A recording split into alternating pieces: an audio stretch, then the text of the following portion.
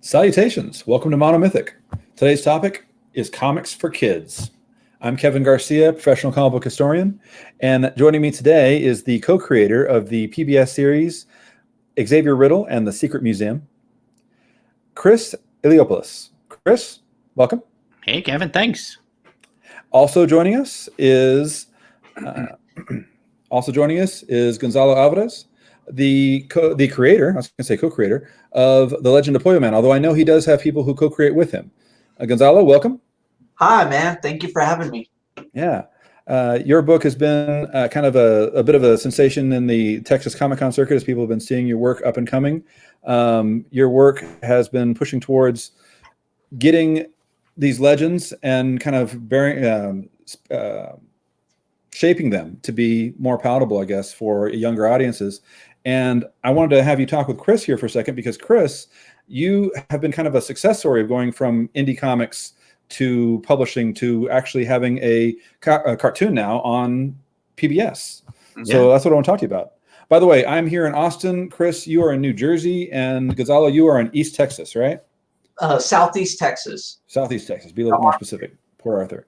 Yeah. Mm-hmm. Chris, I want to start with you a second. Yeah. I wanted to ask you a little bit about your journey. I first became familiar with you through your work with Savage Dragon, Eric Larson's Savage Dragon, and then Desperate Times, which I've told people is kind of like a Calvin and Hobbes for adults. You know, I really liked it a lot. Maybe. And then your work evolved over time to the point where you started doing more and more books that were, I don't know if they were aimed at kids, but they felt like they were aimed at a younger audience. And as a teacher, that made a lot of sense to me, including Franklin Richards' Son of a Genius. Mm-hmm. Can I ask you about that transition, how you went from doing comics that were kind of all ages to doing comics that were definitely having more of an age appropriate target in mind? Yeah. So basically, I had wanted to be a cartoonist. I was lettering comics.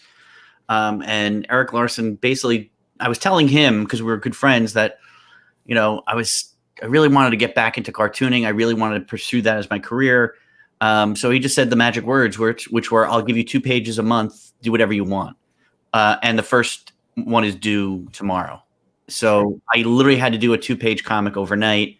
And so the only thing I could do was sort of something very autobiographical, sort of about me and a friend. And it sort of progressed from there. What was good about it was it immediately gave me a deadline. It immediately gave me the ability to keep drawing every day, all the time, which is usually the key to progressing, is just always to draw all the time. And so I had done that for a while, and then I had also been working with Marvel, and I have friends there, and so one day they were telling me that they were going to be coming out with a kids line of comics from Marvel. And I said, I had this great idea, this pitch that I had wrapping in my head, like, what would the son of like the biggest genius in Marvel Universe do for real? Like, in the books, he's portrayed as a very normal kind of good kid. And I wanted a kid that, would see this crazy, like my kids were crazy. They would just grab anything that was around, like a hammer, and start banging the walls.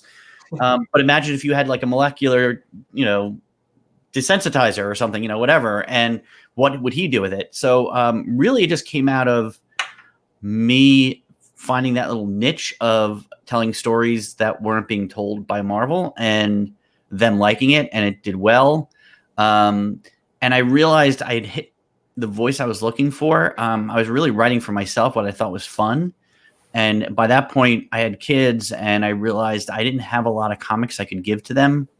All the Marvel books, the DC books that I was working on just weren't able to share it. I mean, it was just death and dismemberment, half naked people running around, and it was like, I couldn't give it to my 8-year-old. So I started to do it, with an eye towards the younger kids, but something that I would have liked when I was younger. And so that's sort of why I transitioned there. But I've done some stuff in between. Like I did a book called Cowboy with my friend Nate, which looks like a kid's book, but it's very adult in theme and stuff like that. So I've sort of mixed it in a little bit, but I think I found my voice when I try to speak to all ages. So it was more out of necessity, and just out of that seemed to be the wave I was on and comfortable with. So, is there a perception among publishers or readers when you have books that are aimed more at kids? Like, Is it looked down upon? I feel like when I talk to comic store owners, it's harder to get those on the shelves. They don't feel like they're going to sell as well, even though I always picked up the Son of a Genius. I really like them. Thanks. Yeah, it's weird. It's twofold. So most times when you're in the industry, most people were doing like the all ages books just as a entryway to get to the big stuff. Like, they want to write The Amazing Spider-Man, but they'll do the kids version of Spider-Man to show they can do it, so they can move on. They always have their eye on the next thing. And I was just aiming for that. That was my goal, was to be there. So for a lot of people, it's just sort of, here's me showing you I can do the job, so I can do the job I want to do. The second is the market. So in comic book stores, the people that you've got going there are, an older demographic who wants adult themed books. And so the all ages books don't do well there for the majority. And so it's really hard. Like I would, with Franklin, I was getting accolades. They were getting great reviews. We got Eisner nominations. Everybody was saying it was great, but it wasn't selling amazingly well until it went into the trades. As soon as it went out into bookstores, people started picking it up. So, it's the market and it's the perception in the industry that kind of prevents people from doing it. But now these days, with the advent of so many graphic novels that are geared towards kids, like you see Raina Telgemeier and you see Dave Pilkey doing, his books, that we're now seeing a growth in that marketplace. And so now I'm seeing more and more of these books being done for kids, and it's not such a bad thing. And I think it's two separate markets now. You've got the comic book market, which is the adult-oriented stuff, and then now you're going to be seeing the kid stuff in the bookstores. Now, I want to shift gears for just a second. Gonzalo, Chris said a second ago that he had to find that voice, find the story that he wanted to tell. And actually that made me think, one of the first things you did before you were doing comics was the Borders video game, which you made. Was that all by yourself? No, actually, that was made with two people, John DiGiacomo, who is the programmer that I had met, and then Genaro Vallejo Reyes, which is a friend of mine who's a game designer and knows how to work in Unity. And I met these guys in New York. I went out to Indicate East because I was like, I want to learn how to make games, but I don't know how to program or anything. I just know how to draw. So I went there, met them, and then I came back, did a game jam, which is like we gave ourselves 7 days to complete a project. And so within 7 days, we produced Borders, which was an idea I kind of had bouncing around in my head. And I knew that for game jams, you want to use a small scope project. And so I just had Borders in mind of like, oh, it's just a simple game, but I would, I guess, make it more complex with the sort of the context and the theme. Because and what was that context and theme, that idea that made it more personal? I guess it was a sort of a recreation of what my parents' story was of crossing the border, and just in general, the sort of there was a lot of hate towards immigrants that was happening around the time that certain president was running for president. This was before he became president. And so I kind of wanted to be like, hey, maybe if I can get people to play this simple game that even grandma can play, maybe they might be able to sort of empathize and see like, oh, this is kind of a hard journey. And so that was just kind of a big idea I had. And then I went for it, and it ended up landing me a lot of press, and both good and bad. And that kind of led to my development towards, I guess, being known, or like being out there and not just being a no-name artist per se. And that really helped me with Pointman. So I was already developing that around the same time, but it really helped kind of piggyback off of that. And in both situations with Borders, and which is about the life and death struggle of an immigrant, and Pointman, which covers a lot of Aztec mythology, there's a lot of very grown-up themes. Now, of course, Borders, you weren't taking that into account at the time, but with Pointman, you are presenting these stories that, in the legends have a lot of blood and guts and all that kind of stuff, in a way that is meant to be able to be read by a younger reader. And that's actually what I wanted to get back to this topic with, which is, first Gonzalo and then Chris on how you've dealt with this. Gonzalo, is this something that you've had to deal with when transitioning once you worked with the publisher to make this book more palatable, more acceptable to the younger audience? It's a little bit of both. It's mainly myself. It's like, okay, how do I realistically get such a bloody sort of story in front of kids without a mom going, haywire? And the other thing was really with the character designs was the main thing the editors had in mind was they wanted them to be younger. And so the initial illustrations I had did a while back, for example, the one on the very left, that was like the first drawing I made back in like 2016 of like the theme of my idea. He was an older kid, and then he slowly actually got younger. As you can see in the final drawing, he's actually more of a 12-year-old boy. And before he was just kind of like, I don't know, like a teenager. So that was the main thing was, getting rid of, I guess, the girl not having boobs, like we had to tone that stuff down. And then characters being younger so that 12-year-old kids can relate to them. But then for my own self was, I like the mysticism of like Studio Ghibli. I like the way they handle heavy, deep topics, but in a very sort of beautiful and childlike manner. And so I found ways to sort of, if they're going to be in this sort of spirit realm, I can abstract blood. I can abstract death in a more mystical way, in the way they viewed it. So blood was viewed as this sort of mystical substance that had tonality or power, and is why people would give that, their mystical power as an offering. And so you don't have to show someone, spraying blood out. You can show mystical auras and stuff like that. And it's the same thing. It's just symbolically abstracted. And so, yeah, that's kind of the way I've been approaching it is how, getting rid of physical blood, putting the characters in an environment where physical blood is actually scarce, and then making any sort of blood motifs being sort of more aura-based, spirit in a sense. Basically, not so much sanitizing it as it is kind of evolving it for a modern audience. Exactly. And Chris, the reason I was going to ask you about this is that I feel like you and writer Brad Meltzer, you took this with the I Am series. We have real life stories, real people from history, and there are always going to be elements of somebody's real life story when they're a real person that you just don't necessarily bring up the first time you mention them to a kid, kind of a thing. Yeah. And I'm wondering, was that something that was a conscious thing on your part, and you and Brad, where you'd have to decide, well, we're going to focus on this part, because mainly you showed these historical figures as if they were children very often in the I Am series. Yeah. Well, we do that. We portray them as kids throughout, because we, I don't know if you remember when you were a kid and you had a teacher and you were out at the supermarket and you'd run into the teacher and you'd be absolutely flabbergasted that they existed outside of that little pocket of the world that you know them in. And we tend to look at people like Abraham Lincoln as like, he just, boom, he was made and he's a 50-year-old man, all fully made. But he was a little kid. I mean, he was just like us. He was a little kid at one point. He had the same problems that we did.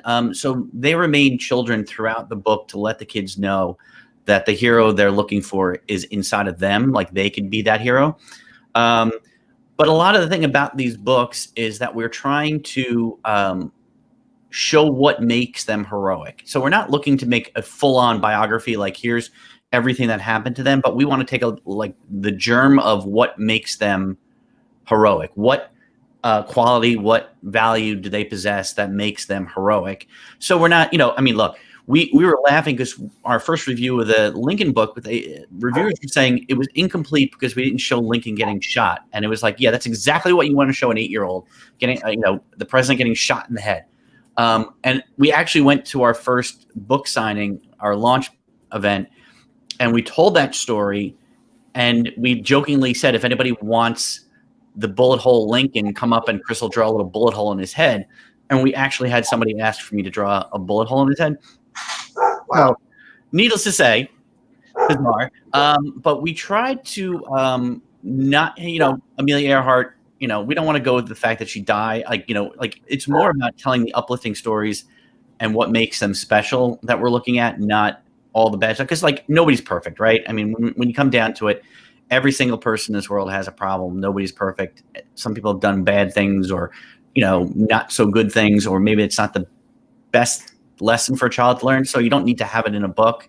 But we try to give lessons that they can take away that help them be better people. And how did that transition from this successful book series of the I Am series, which I know got, at least online, I saw a lot of people talking about it. They really enjoyed what they saw. It was exactly what they wanted. I'm a teacher myself. I teach high school, but I love having books that people can pick up at any age level. Yeah. How did that transition into Xavier Riddle? Well, the books, obviously were doing well. They were on New York Times bestseller lists. And we just sort of, our goal was to sort of reach as many people as we could with this idea. We just, obviously, as Gonzalo was saying, things have turned a little bit ugly in the world, and we really want to help change that. And so obviously books work in one sense, but, television is another gateway for a lot of children to learn new stories and to see that there are heroes out there. And so we started to come up with a pitch for a TV show. And the first and obvious choice was PBS, right? PBS Kids is known. I mean, it's the quality maker. Everybody knows that, if you have kids, you can put them in front of PBS and you're going to get a quality program that isn't going to be something that you have to monitor and worry about too much. And so they had known about the books, and they were actually looking for something like this. So they immediately were on board and said, let's see what we can do with this. What was fun was the VP that talked to us about this said, whatever you decide to make out of this show, whatever the show becomes, just make sure it looks like Chris's artwork. That's all we require. So right from the get-go, it was all about me making sure that it looked like my art coming to life. And it actually, it took a while to get the show into production, but it happened relatively quick in terms of agreeing to do this. We did a pilot. They did some market studies, and then they were like, all right, let's go. 72 episodes. Let's go. First season, start. So it's been really great. And then, like, as you said, have the books up, it's now sort of coming around full circle. So now we're doing heroes that we haven't done yet in our book series that we're now doing on the show. So now we're turning those into books to keep the circle going and keep people reading and keep kids learning. So it was a fairly painless process, but it was a fun one nonetheless. You brought up market studies. I don't want to ask, harp on all the negative parts, but there's a perception that once you start working with TV studios and big publishers and that kind of thing, that there's going to be a lot of interference and it's going to make it more difficult for the creative aspects. Has that been an issue for you? Has it actually helped any of the stories in a way that maybe you wouldn't have thought of if you didn't have that outside influence? Yeah. So each episode we have PBS proper takes a look from the beginning, from the pitch to the script to the rough animation to the full animation. They take a look at it all the time. We have consultants who look at all the material, make sure that we're getting it right, that we're being conscious of all kinds of things. Like, so we have people involved at all times. The marketing happened, the market testing happened in the beginning. What are kids, what are they, are attracted to? Where did we lose them? What can we do? But after we did that, once we started the series, we haven't done any of that stuff. It's been more of just a guidance, like, it might not be so smart to show, Washington having slaves. Like, we know it's accurate, but it might not be. Yeah, that might be a thing. But they've actually been really, really good. They've been, we've tried to push things on certain social levels beyond, what most people would think. And they've been on board. Like, we haven't had much pushback. They've actually been really good guidance. I know that's not normal. I've heard some really horror stories about other shows where, not with PBS, but other places where they just jump in and tell you what, like Cowboy, we had, it got optioned by DreamWorks and we lost control. They didn't let us in on anything, and they turned it into something that wasn't what we first envisioned. and needless to say, it never got picked up because it wasn't staying true to the original. And so Brad and I are executive producers, creators, so we get a big say in what this thing is, and we're just basically the books and the TV show are us. And I think PBS knew that from the beginning, and they just let us go. So we've been really, really lucky that they've been really supportive and helpful all the way through. So I have no complaints to make. Is there anything you just didn't think was going to make it and then actually did go through, or you thought maybe you'd get pushed back on and there wasn't? Little bits here and there. There's nothing, major. Like, we're not very overt with things. Like, I think once you point something out as being like, we're making a point here, that's when you lose people. We've just done subtle things. Like we've had same-sex couples walking in the background somewhere. We don't shout it from the rooftops. We don't make a point of thing, but it's normalized. And I think that's the way you invite people in. You normalize this stuff. And we've had people notice, and people have said, it's nice to see that it's not treated as like, here's the gay issue.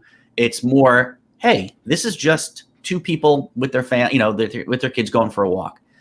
So that kind of stuff has gone through, and they've been supportive. So there hasn't been, I'm honestly trying to think of anything where they've given us pushback for any legitimate reason. Like, sometimes it's just like, well, no, that doesn't work for the story you're telling, so maybe don't put that in. But it's more of a narrative and them keeping an eye on us to make sure that we're following our line. Never have they really pushed back and said, you're not doing this, so it's, like I said, I can't praise PBS enough. They've been a joy to work with. So, but I know I'm in rarefied air, so. Gonzalo, you've talked in the past about wanting to kind of normalize these pre-Columbian cultures and show, hey, look, these are real full cultures that aren't just the stereotypical images that people might first think of when they hear them. But at the same time, you've been working with HarperCollins to kind of mold and shape this. I know you've been working with an editor or a couple editors, I think, right? One of the characters that was in your first published book is something I wanted to ask you about. Is you got Chupacabra, and the idea was that he controlled the forces of blood, and it was literally flowing blood, and that doesn't lend itself well if you're seeing this necessarily on a middle school bookshelf in a classroom. Doesn't mean it can't be done, but it's tricky. So I wanted to ask you a little bit about that evolution. What are some of the things that you've had to do working with editors, and how has that felt for you in the creative process?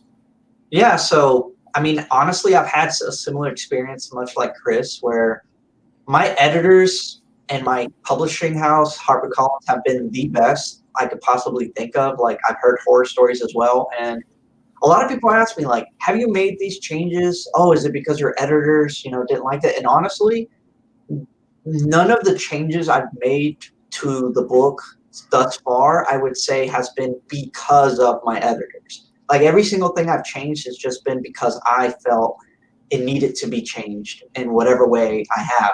So, for example, in the Chupacabra scenario, it just, the world building that I've done, because I've been not only just making a book, I guess, but I've been building this world because, I'm very inspired by Tolkien and George R.R. Martin and She-Ra and all these great places or like IPs that create this universe that you can just explore and learn from. Well, I've done the same thing with Pointman. And so, for example, here Chupacabra is like drinking out of this river of blood. And in the underworld, there is this location that is a river of blood. However, I can easily change the color of it to some sort of mystical color, we as the readers could probably be like, okay, that's supposed to represent blood, but do I have to show it in deep, dark red? Maybe not. So that's I guess, the direction I've been going. Now, I have also, for example, a big topic with Mesoamerican culture is sacrifice, right? Right. Human sacrifice, to be specific. A lot of people stereotype Mesoamerican culture into this sort of, these were barbarians who sacrificed humans. But I spent 5 years researching them, and it turns out they were the same as any other culture. They all have good and bad that they have done in the same moral aspects that we could, view it as today. So there is going to be an authenticity that I'm going for. So there is going to be sacrifice in this middle grade novel. How do I do that? Well, I don't want to spoil it. I want to show it. But those things I'm going to show, but with the context of what these people believe, if that makes sense. The reason that they're doing it is going to be important. And I feel like I don't want to Google image Aztec culture anymore and see this guy with a big, bloody, beating heart and have kids feel that that's the only thing they can see when they look up Aztec culture. I want them to see all these other images of real people, real issues, just as we have every single day life. And so that's kind of what I'm trying to do is with the help of my editors, they're very good at just kind of guiding me. They feel more like teachers or mentors. I did my bachelor's degree and it felt the same way as just having a mentor say, hey, why don't you try this? Or, hey, what if this happened instead of that? And that's really the extent they've, I guess, delved into it. They've been so respectful of allowing me to just, be a creator.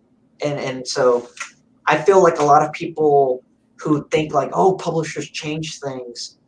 I feel like that's just, I guess, what the big fear is. But in reality, as far as my experience has been, publishers are only there to help you make something that can sell and that can be amazing. That's basically as far as I've gotten, at least. And of course, your style has evolved a lot as you've been working with the editors. People follow you on social media, see that. Chris, what was it like seeing your style in motion when you saw it, for the first time? Yeah, that must be amazing. As soon as I saw the trailer for that, I mean, I honestly saw the trailer not knowing that it was yours. Mm-hmm. And I said, wait a minute, I know that art. And it was, like you said earlier, spot on with that. How did that feel? Yeah, it's freaking, well, the thing is, like I said, we're, not only am I co-creator and executive producing, I'm also, in a sense, acting as art director in a bit. So I design every hero. I've designed all the characters. And then they translate it into this animation program. I think it's called Toon Boom, I think is the name. And so they create these puppets basically to work. But the first time they sent me a walk cycle, it was like, oh my God, like my art is moving. And it took a little while for them to, I basically, in the beginning, I had to teach them how to draw. Like there was like a Draw Like Chris class. I did a lot of video of just how I drew. Like on a Cintiq, I would just screen grab the whole thing and show them where it goes. And then they would come back and it wouldn't be exactly right. And I would draw over and show them exactly where it was. And when we were doing the walk cycles, I would say like, no, I want to see more bounce in the way they move or whatever. And they would do it. But yeah, it got really crazy when you would start seeing the movements and it's like your art has come to life. It is a really freaky thing that somebody else, like a whole bunch of other people can draw just like you now. And you see like, every time I see images from the show, it's like, did I draw that? No, I didn't. Okay. Like it's really kind of unnerving at times because I think, as I get older, maybe I'm losing my mind because I don't remember doing those drawings, but they're there. So it is surreal. It is. Awesome. Go ahead, Gonzalo. What's up? Oh no, I was saying that I can't imagine that. That's really amazing. Like, yeah, it's kind of like, it's sort of like somebody else is dating your wife. That is an interesting analogy. Yeah, because it's like those are my babies, and you're like, when especially the ones that we've done the books for already. It's like you're taking my baby out for a drive, and and she looks exactly like my baby. And so it's just weird. It does get a little weird. Like, they put out stuff online and you just go, oh, wow. Like how are you going to tell which is my actual drawing and which is done by, a studio? So it gets a little, now I'm just afraid if I ever decide to do another project, if it gets picked up, if it starts to look like my artwork again, do I have to sue myself for making it look like my TV show? It's like, I don't know. The whole Futurama Simpsons thing. You're like, okay, they're different, but they're similar, you know? I could see that. Yeah. Still, I mean, you've shown people how to draw your art style before. I know that's been a thing as well. So we got a question here about research. Luis Enrique Lopez asks, Gonzalo, when you're researching indigenous cultures, how much research do you do and where do you get that research? And this kind of ties to what we're talking about earlier, where you are talking about legends and Chris talking about history, but both of you have to go through a lot of research to get this really, I don't want to say simplified, but maybe solidified version. Gonzalo? Yeah. So, man, the journey has been hard, but it starts with books, honestly. My friend got me the Daily Life of the Aztecs. It's a book by, I cannot remember the name right now. Bradrick, something along those lines. But essentially, there are many books out there that are just, the life of the Aztecs. There's another one that I would recommend, but they essentially are comprehensive of like everything you can think of, from, what utensils they used to, create certain things, what their culture was, what the festivals were. The other thing is Google a lot in Spanish and Googling a lot in Nahuatl. So I would have to use this translator, Spanish to Nahuatl, which is the Aztec language. I would have to use a translator, and you get better results when you look up things without saying, for example, Aztecs. Instead of using the word Aztecs, use the word Nahuatl, or use the word Mexica, which was the more, I guess, true names to what they were. And so that's one way to start, is, use the more, I guess, proper words, and also just get a book that's a comprehensive of the culture. And then slowly you can be more like, okay, I really like the aspect of the military. So then you can go find more specifics on the military. And then I like the religion. You can find more specifics on religion. And then slowly it just snowballs. So, but yeah, books. I never read a lot of books until I started researching. And now I can't get enough of I read as much as I can every day. And it's going to take a while to really get it all to make sense. But I would really recommend just the Daily Life of the Aztecs. Start with that. That's the best way to start. I know I do a lot of talks on mythology and different cultures. And whenever I'm doing research, I mean, I do go to books first, but when I want to know what books to find, I do that same thing. I have to look for the word in the Mexican version of Google, or the Chinese version of Google, or the Japanese version of Google, because there will be books that just don't show up when I'm searching for the same exact terms in English. So that's true for me. Chris, you are looking more historically and less into the legends, at least currently right now. Yeah. What kind of research do you do? A ton. We're lucky. So like, I'm a big history buff. I've always been a history buff, and it's so great that I can sort of translate that into and I love cartooning. So I got the two best. Brad, who writes the books, he has a degree in history. And he knows everybody everybody. But I also want, one of the things we want to do with these books is we want to be historically accurate about a lot of this, like everything. We want to be historically accurate about everything, including down to what things look like. So luckily enough, we have resources. Brad knows everybody, like I said, and I'll give you an example. So I'll give two examples. So one was George Washington crossing the Delaware. Brad had said, make sure it's historically accurate. Don't go by that famous painting. Give us what it really was like, because it happened in the middle of the night. It was snowing and icing.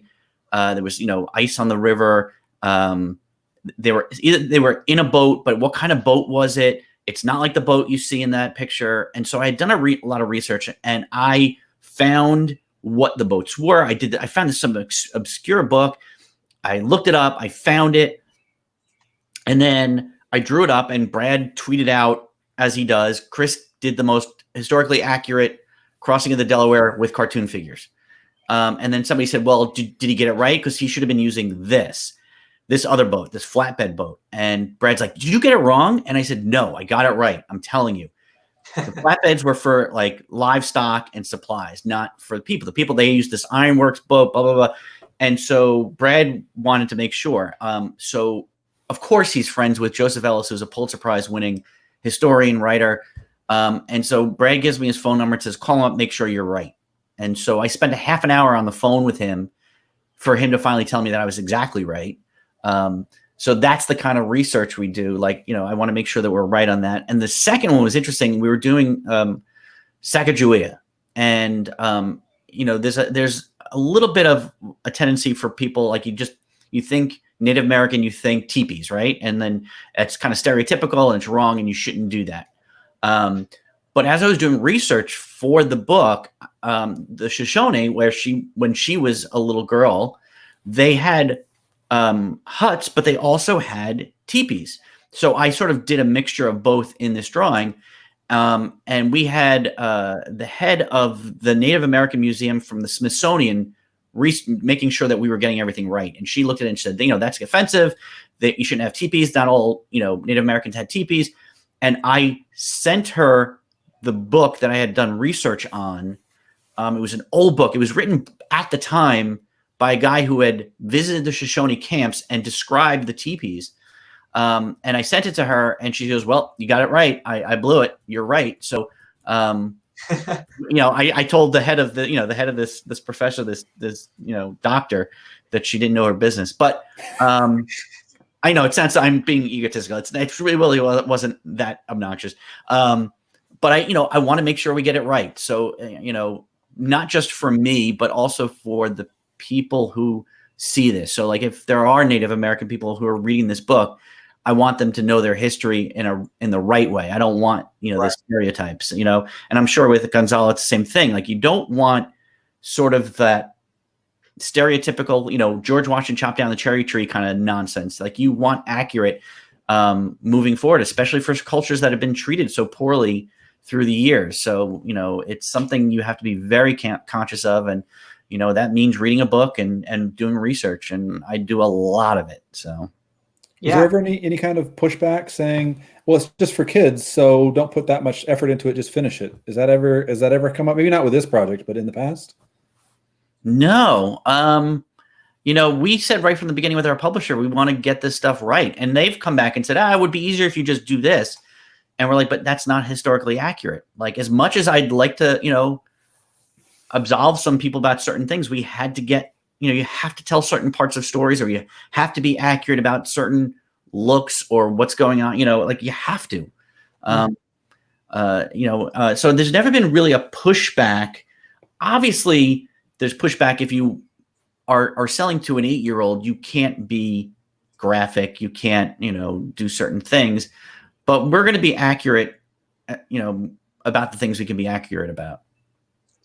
Yeah, no, and I think that's really what kind of, I don't know, makes a difference between one book and the other. It's like that research, going the extra mile to find out that, they, wore this specific item and it looked this specific way versus like, Native Americans just wore feathers and that's it. And it's like, no, they didn't. Like something I have, like, I guess it's kind of a weird scenario is when you look at like Aztec dancers, right? You look at a lot of contemporary Aztec dancers and they have huge, huge headdresses.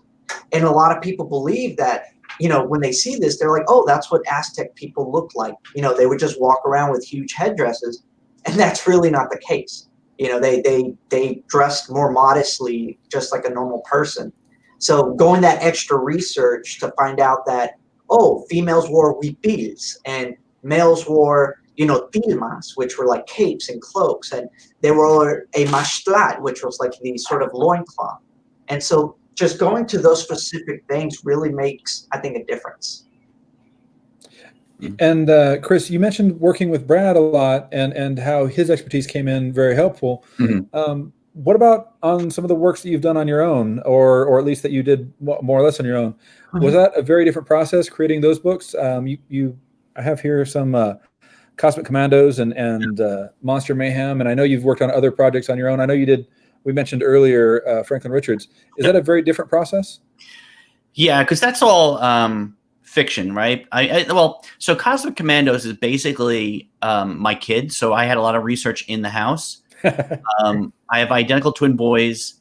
At the time that I was doing this, Jeremy just did not want to be a twin. Like, he hated the attention. He hated that somebody else looked like him. He hated that people couldn't tell them apart. But they both love video games. But Jeremy just didn't want anything to do with Justin. And I was trying to teach them. I was like, oh, if you work together, you guys could do so much more. But they were always butting heads. And so I basically did this book based on them, where a video game comes to life, and they have to learn how to work together to solve the game, to finish the game. So the research was just watching my kids around the house, which is easier. And then the locations are made up, so I can just draw whatever I want. They were, 12-year-old kids, so you just draw them in a t-shirt and a pair of pants. Monster Mayhem, again, it's fantasy. It was monsters that I made up. It was robots that I made up. So those things are more fun because you're free to just let your fantasy mind go. I did Cowboy. Like I said, I didn't send you a picture. I should have sent you an image. But with that one, I did a lot of research on the Old West, and what it really looked like, and not glorifying it again. Like, Nate Cosby, who wrote it with me, we wanted to make sure that it wasn't. It's actually not a Western; it's a Southern. Like, he's from Mississippi, so it's more of a South-based book. So we wanted to be accurate to that as well. And so I made sure that the buildings looked right, and it wasn't this glorified, like, Hollywood style, cowboy movie thing. So, but I think when people looked at it, they realized that it was when you're more real and you're more accurate, people appreciate it, whether they understand it or not. I think, and it also gives it itself a unique look. So, like, even with Gonzalo's book, like, knowing that it looks different from what you normally would see with that makes it stand out, and people appreciate that without even realizing what they're seeing. Do you prefer working with, maybe prefer is not the right word, but is there a difference between working with things that are just pure imagination and things that actually have a basis either in reality or maybe in prior comics before you got to them, that kind of a thing? Does that make a difference when you are creating something? Does it give it a different weight for you? Oh, well, yeah, when we're doing the kids' books, there's definitely a weight to get it right. Like, there's a lot of redrawing. There's a lot more effort to make sure that we get it right. With my books that I do on my own that are, fiction stuff, I go to town. Like, it's fun. It's silly. I can be whatever I want it to be. It's sort of like getting off a leash. Like, you can just kind of go for it and have a little fun, and I can wildly exaggerate my art. I tend to, while I get silly with the art in the IM books, the Ordinary People Change the World books, I try not to get too bizarre, just because, like, we want to make sure that the kids aren't like going, this can't be real. Like, I mean, we've had that. Like, I've had, we did Rosa Parks, and I have a friend of ours who's named Brian Bendis. He's our comic book writer. And we had given him a copy of the book. He's a white Jewish man who has adopted a couple of daughters who are African from Africa. And when they were young, he read the book to them. And at the end of each book, we show the real pictures of the historical figures. And his daughter, like, got to that moment and said, "Wait a minute, this is a real story? Like, this really happened." And he said, "This is the first time I was able to have a discussion about race with my 8-year-old daughter." Wow. So, you have a responsibility with these books to make sure they are accurate, and that they, because you don't know, you're going to have a little kid who's for the first time going to, read about Martin Luther King Jr. or Rosa Parks or, Sacagawea or, George Washington. And you want to make sure that they're getting it right.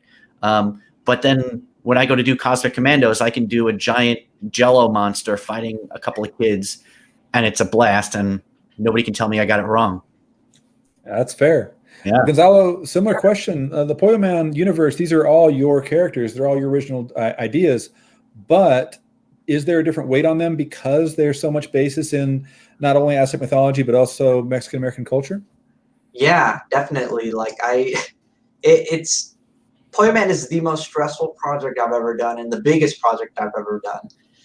And mainly because I have gotten obsessed with making sure that I do it right, because I feel like no one else has. You know, there really hasn't been that indigenous sort of universe where things aren't these sort of surface level ideas. Like, they were well researched and represented. And on top of that, it has a lot of topics about colonization. So, for a lot of Mexicans, including myself, I didn't even know what it meant to be Mexican. What does it mean to be Mexican? Well, really, the thing about Mexican people is we're hybrids. We have half European descent and half Native American descent. But I, growing up, never knew that. I didn't know what it meant to be Mexican. And so those topics are covered in this book. I'm showing kids, colonization, how it's evolved, how Mexicans were and are. And so it's this fusion of like learning about who and what our roots are. And this main character, Emmanuel, who becomes Pio Man, he basically goes into this world where it's all the native people and how they were, but he came from the real world where we're now all mixed. And so, yeah, it's been really hard and sort of scary sometimes, because it's like I want to do justice to all the Mexican kids in the world who have no idea who they are. And I want them to read this book and learn about who they are and what magic lies in Mexico. Because I was always in love with Japan, because I was like, wow, Japan has so much culture and they embrace it. And like, I wish I could be in those Japanese animes, and like, I wish my culture had this sort of stuff. And you know what? It does. We just don't see it. All people want to show is sombreros and burritos and Cinco de Mayo and all this other, I'm sorry, bullshit. That's not really the representative of Mexico. And so anyway, my goal is just to reintroduce our native roots to Mexican people so that we can gain back that power that has been oppressed, and those mythical, legends and stories and magic that we had. So anyway, that was my rant there, because I just get really, I'm really passionate about it. I fell in love with it whenever I found out that I come from some really awesome people, and now I want to learn more about it and share it. All right, we got a couple questions here that I wanted to kind of throw to you guys first, and then I want to ask you one final question as we sign off. Brianna Colson asks, Chris, what is your favorite project of all the ones you've worked on? The one I'm working on right now. That is a fair answer. I mean, like I love them all. I mean, obviously, Cosmic Commandos is close to my heart. It's about my sons. I just did a new book that just came out called The Yawns Are Coming, which was my first picture book. So that one was important to me. But like I said, when I'm doing these Ordinary People Change the World books, I fall in love with every figure that we're dealing with. And to piggyback onto Gonzalo, so we haven't really even announced this one yet because it's not coming out until January, but we're doing I Am Frida Kahlo. And I am like researching like crazy, and I fall in love with her. I mean, and how can you not? But so I'm like literally, laughing with her, crying with her. So, you have to with these things. You sort of become that person. So she's the one I'm in love with right now. She's the book that I love right now. So probably, and then the one after that will be the next one that I love the most. So, but it changes all the time. So. And then Luis asks, how does working with other mediums affect your work? By that, Gonzalo, you worked with video game makers, and Chris, you worked with animators. Mm-hmm. Gonzalo, did that affect you as a creator yourself, working with people in an entirely different medium? Yeah, like you start to, well, first, I finally understand how games work, what's the behind the scenes. And then second, like that sort of it introduces new ways to think about my artwork, like, you know, all the animated characters that get put into a video game, all the objects, the tiles for the backgrounds. It really helped me sort of understand how I can translate Pointman in the future into a video game, which is also one of the goals that I'm working with. But it just really opens you up to the possibilities of like interactive media. You know, I think interactive media has a lot of interesting things that you can work with it, and you can cover topics from, you know, just simple to very deep. And I definitely want to work with video games more in the future. The only problem is it's one of those things where it's super team oriented, because unless you know all the skills, it's really hard to make. So yeah, it's hard, but it definitely opens you up to new ways of showing your art and making art and why you make certain pieces. Like I start thinking like, oh, this character would be cool in a video game, so I may draw it differently so that it can be animated well. Because those are the main things is whenever, and I'm sure Chris knows about this, like whenever you're trying to translate a still image to animation, you have to think about like what they're wearing. Like you don't want a bunch of flimsy things that you have to kind of animate every thread, or it's going to be in the pain in the ass for the animators. So that's kind of the main thing I learned, was how to make things less annoying for animators.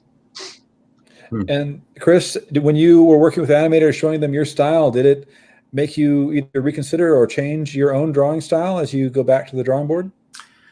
Not so much change. They challenged me. And it's, you know, a lot of times the question would be, why do you do it that way? Like, why is that there? Like, why are those eyes placed right there? Why is it when you move it slightly over, does it not look right? And I'm like, I don't know. It just doesn't. And they're like, well, why? You have to tell us why this is. And so I've done a lot of, you know, like, yeah, why do I do it that way? And then I have to go back and redraw things and say, what if I did it differently? And sometimes I've gotten better because I've been challenged on the way I draw things. It's like, well, can't you do it different? Like, I feel like even my art is becoming more animated, even though there's still images, because I'm going, yeah, why can't I push this pose a little bit further? Why do I mean, I grew up reading comic strips. It was all Peanuts. It was just very staid and, you know, they don't move a lot. And I was like, why can't I go crazy? So the biggest thing they've done is just challenge me to go further in my art. And it's weird because, like Gonzalo was saying, so I didn't know this until they showed it to me, but when I draw a profile, the features are off than when it's a straight on shot. So they were showing me, like, when you rotate the head, if you were to do it exactly like I do it, the eyes would shift like as it turned, because they would not be in the exact same space. So I was like, oh, but it looks better the way I have it. So like, it's just sort of, you kind of have to make amends. That I think they always say style is really just your imperfections. So, and you embrace the imperfections. So that's what I do. But they've challenged me to push my art to another level. And then when we're doing story, they challenge, every bit of story gets challenged in this stuff. Like we have a weekly meeting. We discuss scripts. We discuss, why do we do this? Why don't we change this? What could make this better? Which is something I never really did enough of, and now I'm doing more of. So it's really more of a challenge to me to be better. Chris, I got one last question for you before we go, and that is, Gonzalo is starting his journey here, working with big publishers. You've worked with big publishers before. Yeah. You've actually worked with producers making shows. That's Gonzalo's ultimate goal later on, is to expand beyond print. Yeah. Any advice you'd give to somebody just kind of starting out on this journey? Get a lawyer. Obviously, I've had experiences in the past. I mean, it sounds mundane, but you want somebody looking over contracts. You don't know what you could lose, especially when it goes into like Hollywood stuff, like the cowboy thing. We lost all control because we didn't have a good lawyer to look at our initial contract. Try to be the creative force behind it. Again, with Cowboy, we didn't, and we lost it, and it didn't turn out, whatever they were producing didn't turn out to be what we thought it should be. With this project, Brad and I stayed in control, and that was draw. Like we basically said, the line in the sand is we are involved in this thing. We want producer credit. We want to be consultants on this thing. We're going to be the guiding force. The books and the show aren't individual things. They're us. They're Brad and I together. So make sure you stay true to your vision, and you can say no. You can push back. Hollywood people don't know it all. Publishers don't always know it all. You know it's your project. You know your work better than anybody else. You can listen to their advice. Some of the best advice I've gotten is from my publisher, my agent, who, basically I was constantly trying to be cute and funny with stories and trying to be, I got to do the next big crazy thing. And both have said to me in different ways, just tell a good story. So go tell a good story, listen to advice, get a lawyer, and retain control of your properties, and you're going to do great things. That all sounds like great advice. Thanks, Chris. Yeah, of course. Well, with that, I want to thank you both very, very much. Thanks. Thank you guys for joining us here. Thank you for joining this conversation. Thank you for the people in the comments for joining us as well. Once again, Chris, we look forward to your future projects. I know we really want to see Frida Kahlo later with the I Am series and eventually in animation. And Gonzalo, I know your Pollo Man series is expected to come out 2021 with an expected graphic novel series from HarperCollins. So that's really, really cool. Thank you guys very much. Thank you for this topic. Thank you guys for joining us. And that's all I got. Keep making myths.